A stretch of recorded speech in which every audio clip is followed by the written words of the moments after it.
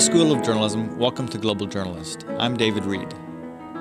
The street protests in Sudan over economic conditions prompted a violent crackdown. The government conceded that close to 100 people were killed, but activists said the actual death toll was twice as high. The protests compelled outside observers to compare and contrast them with the Arab Spring uprisings in Tunisia, Libya, and Egypt. On today's show, we'll speak with a freelance journalist based in Khartoum. In the second half of the show, we'll hear from a scholar who studies the region and another journalist who's reported from Sudan. But first, World Watch with Raymond Tungakar. The trial of ousted Egyptian President Mohamed Morsi began this week in Cairo. Morsi questioned the legitimacy of the trial, saying that he was still the country's leader. At one point, Morsi's 14 co-defendants, all senior members of the Muslim Brotherhood, chanted, "Down with military rule." The chaos forced the presiding judge to adjourn the trial for over an hour. Morsi's trial was later postponed until January 8th to give defense lawyers time to review crucial documents. After 20 months of fighting in the Democratic Republic of Congo, the rebel group known as the M23 has finally backed down. The announcement came shortly after government forces routed M23 fighters out of several rebel strongholds. The Brazilian government admitted this week that it spied on diplomats from several countries, including the U.S., Russia, and Iran. According to the newspaper Folha de Sao Paulo, Brazilian intelligence agents followed diplomats on foot and by car in Russia and Iran, and also monitored the U.S. Embassy in Brasilia. And that's it for World Watch. Joining me now is Salma Ismail. She's a Sudanese-American journalist. She was an editor with the Yemen Times before she moved to Khartoum 3 years ago to work with an international humanitarian organization. She's now back to writing full-time. Salma, welcome to Global Journalist. Hi, thank you. Salma, you wrote about the recent protests in Sudan for Open Democracy's website. Tell us what happened. Well, protests in Sudan have been ongoing, on and off, for the third year now. This is not the first time, but this is the first time that the government responded with such a lethal force. Mm-hmm. It is also the first time that protests were this violent. Protesters were really escalating, so there was a real escalation from both sides. It was lethal. Whatever the number of people killed, 100 or 200, it's a very high number. Right now, in terms of protests and demonstrations, the government has succeeded with its efforts to keep large numbers of protesters off the streets, but for now only. Okay. Were you able to witness some of the conflict? I did witness some of it. I can say that the government response, plus the lack of organization, has caused the protests to die down. There is right now an air of cautious, though very hopeful calm, underlined by a very strong sense of anger and resentment. And many people are expecting that this will explode with the bursting of the economy, which is going downhill. Protesters were started out calling for better services, improving the standard of living. People were protesting at hospitals against electricity cuts. For such a resource-rich country like Sudan, it's a shame that our inflation rate stands close to 45%. Rarely protesters were calling for regime change, but now they are. But then on the other hand, people in Sudan are looking at what is happening in countries like Libya and Tunis and Egypt, and they look at the large number of Syrian families who have fled their conflict and now living in Khartoum, and they are realizing that a successful revolution is not always leading to real positive change for the people. So other than being disorganized and being afraid of the government response, people are afraid that armed groups in Darfur, which are not popular in Khartoum, may try to hijack the revolution in some way. Right. We have now close to 20 different armed groups in Darfur. So the government really played on fear that if the protesters would bring down the government, they would bring down the state as well. And the role of social media played a major part of the Arab Spring uprisings, but internet use is much lower in Sudan. Is that starting to change? Is social media starting to have an impact there? Well, I've been monitoring social media in Sudan now on a daily basis almost for 2 years. What I can say is that the online optimism that you see on Facebook and Twitter has, to some extent, failed to translate onto the streets. One frustrated social activist who is not even in Sudan admits that, okay, she's like, this is not working. Let's try to go back to distributing flyers and printing brochures instead. So there are many groups calling for change, but they are very disorganized. I think part of the biggest reason is that internet usage in Sudan is very limited. Not many people have access to a laptop or a computer, but it is also growing very rapidly, especially through mobile telephone technologies. People are increasingly buying smartphones and connecting through online applications where sharing videos and photographs is so easy and it's almost for free. In Sudan, although there's not a lot of there is limited internet usage, there's also the fact that internet usage access is very easy. You can top up your phone for 24 hours for less than 1 piastre, which is equal to like 20 cents. So for 24 hours, I can have internet usage on my phone. I really do believe that if social media is to play a role in Sudan and getting people onto the streets, it will be through mobile technology. Yeah, I guess the government did have an inkling of this, and there was an internet blackout for a while there, right? There was an internet blackout, not only internet but also press media. Following protests, the National Intelligence and Security Service used a wide range of intimidation methods to ensure media cooperation, including confiscating newspapers. At one time, internet was blacked out. Journalists were being summoned. Social activists were abused and verbally threatened. Even editor-in-chiefs of newspapers were to avoid reporting about the demonstrations and the lifting of fuel subsidies. And they were ordered to use the word vandals instead of demonstrators. So that I think played a role as well. Government also said it will meet the protesters with an iron fist. At the same time, journalists that are spreading these government messages or taking sides with the government are branded by high levels of authorities as patriotic heroes. So the journalists are going to self-censorship and being very careful of what they write or what they say. We know that Sudan is ranked 170 out of 179 countries in the Reporters Without Borders Freedom Index. So that gives you a good indication. How dangerous was it for journalists there during these protests? I know that they went on strike afterward, and you've talked about a journalist who was taking video with her telephone and was attacked. Can you describe that? Right. Actually, that wasn't a journalist. That was a social activist. I think it wasn't even a social activist. She was just an ordinary person who was taking part with the protests, and she took a picture and I think a video of a policeman actually shooting someone and causing the death. So her online video is available on the internet very easily, describing how she was beaten, how she was threatened with rape, and it was very discouraging to journalists. Even international news agencies were threatened. Their offices were shut down. Not only the local newspapers were subject to this, but like I said, international journalists. So it was very intimidating. And tell us about the strike that the journalists started. Well, the journalists went on strike. About 700 of them. They were striking against the intimidation methods. Many of them are high-level journalists or well-established journalists refused to cooperate with the National Intelligence and Security Service. Some of them go on strike for a couple of days. They go back to write, but generally, the Sudanese Journalist Network, they urged all journalists to take to the various social media outlets instead of print media to get their message across, stressing that silence is no longer possible. Many of them are saying they will not become false witnesses. They will no longer accept government restrictions over their editorial content. And the African Center for Justice and Peace said that 50 people were killed by gunshots to the chest or the head. The opposition said the death toll is higher, like you mentioned.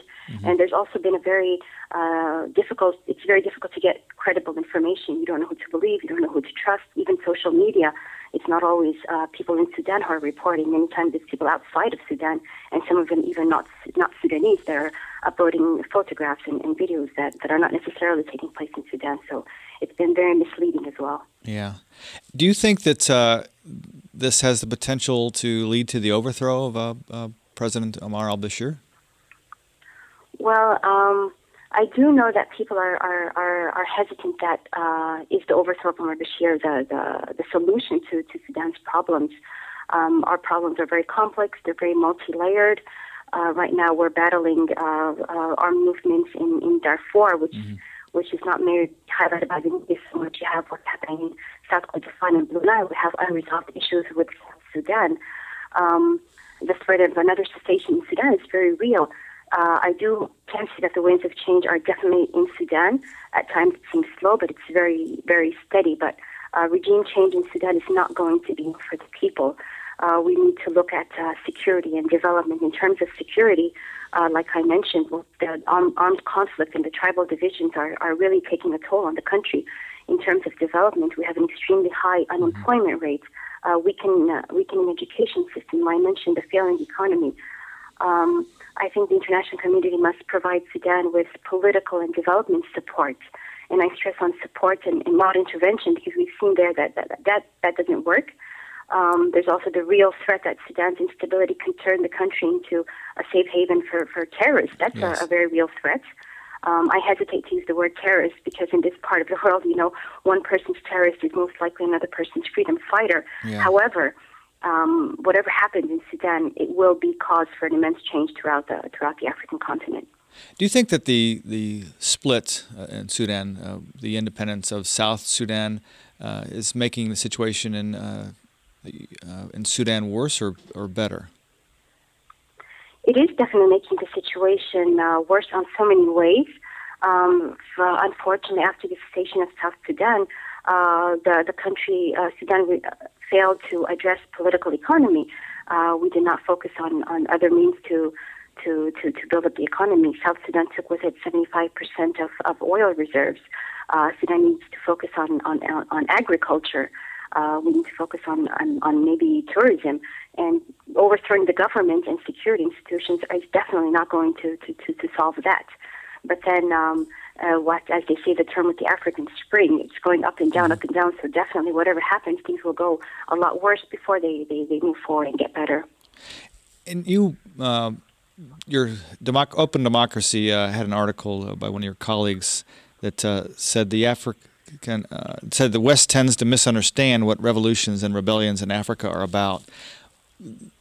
If there is a revolution in Sudan, it would have basically because of the economic conditions. Is that correct? I think yes. I think the economic conditions will be the straw that breaks the camel back, like they say. If it's not the people overthrowing the government for the sake of overthrowing the government, it will be because of the economy. People will be strangled so much that they will have nothing to lose, and they will take to the streets and then wait to see what happens. Okay. And finally, I wanted to get your gut feeling on what's happening there. You're in Riyadh now on a break, and you'll be returning to Sudan soon. When people ask you about what's happening in Sudan, do you say you're optimistic or pessimistic about the future? I think I'm very optimistic. Change will come. Whatever change comes, it will definitely be positive change. It will not be enough for the people, like I said. We have so many problems, very complex, very multi-layered. Everything needs to be addressed. We need to address development. We need to address security. But I do think that things will get a lot better they'll get a lot worse before they get better, but definitely will get better. Okay. Well, thank you so much for joining us today. It's been very enlightening on what's happening in this in Sudan. Thank you. Before we continue our discussion, I want to remind everyone that you can view or listen to this program anytime by downloading our podcasts at globaljournalist.org. You also can find interesting articles, photos, and interviews related to our program on our website. Please send us questions or comments via globaljournalist@kbia.org or our Facebook page. You can also follow us on Twitter at globaljorn. The recent street protests in Sudan compelled both activists and observers to compare and contrast the demonstrations with the Arab Spring movements. Joining us now to put this issue in a wider perspective are Steve McDonald of the Woodrow Wilson Center and Rebecca Hamilton, a journalist and author of Fighting For Darfur, who teaches at Columbia Law School in New York City. Welcome to Global Journalist. Thank you. Thank you. Now, Rebecca, you've reported from inside Sudan for the Washington Post. What happened when you were in Sudan the last time, 18 months ago? Yeah, the last time that I was in Sudan, I was actually detained by the government for reporting on the situation of Southerners who were in the north. The government officials detained me, questioned me, and since then I haven't been able to get a visa back into the country. It's part of their broader crackdown on journalists who are trying to report from inside Sudan on what's actually happening there. Okay.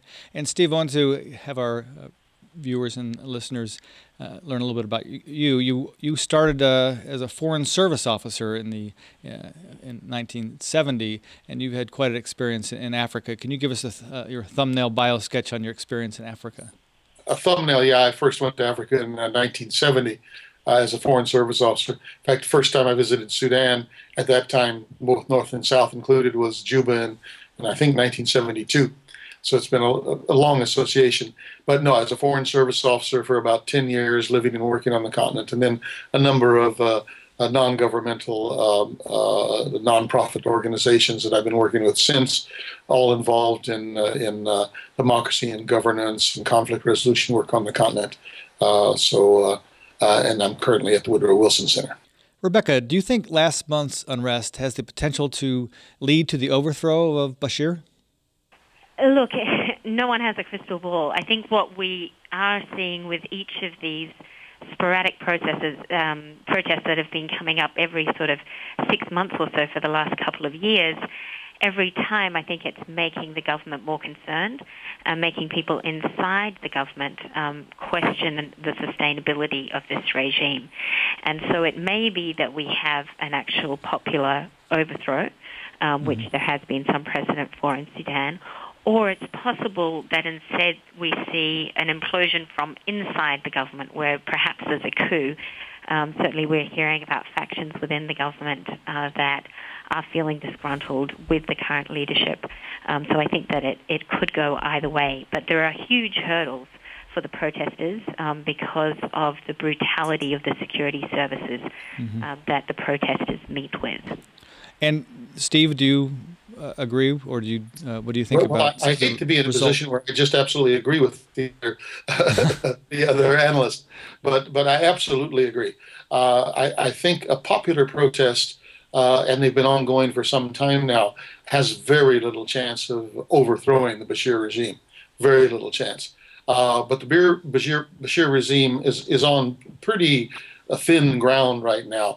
Within the government, there are very powerful forces within the intelligence and military services who are not happy with his leadership.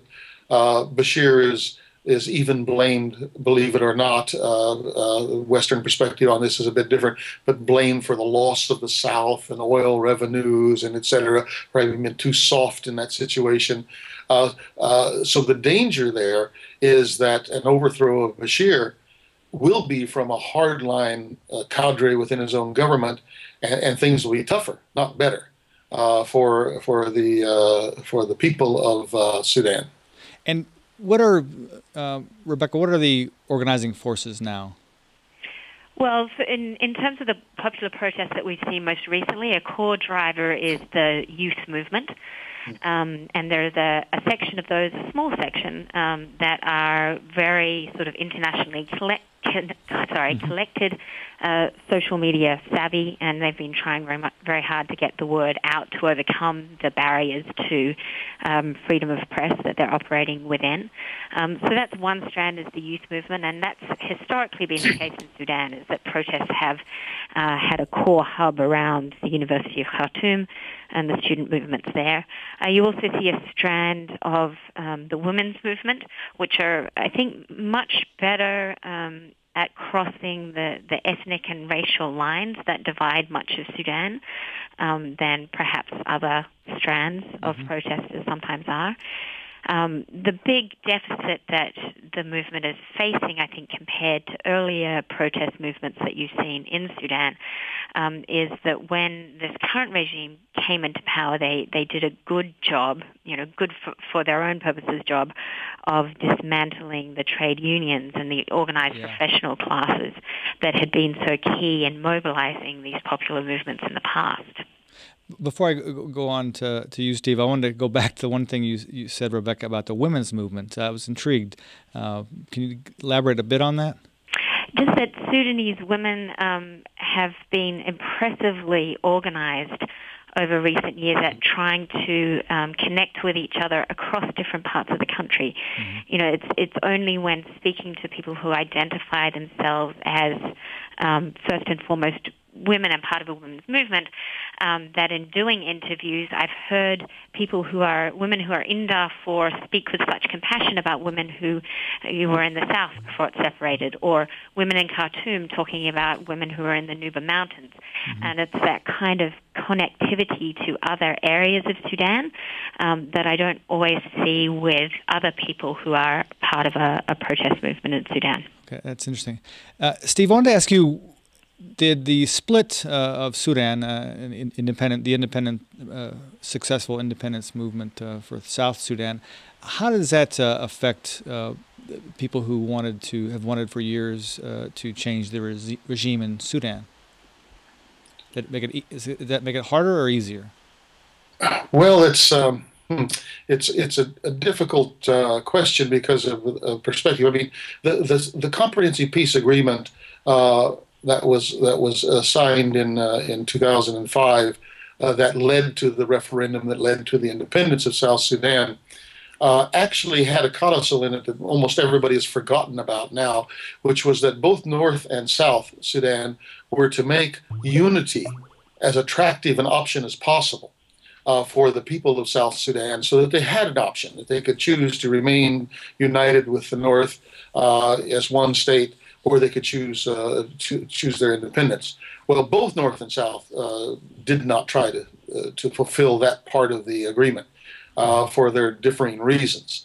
And a lot of people who are deeply steeped in the history and the personalities of Sudan think of John Garang, the leader of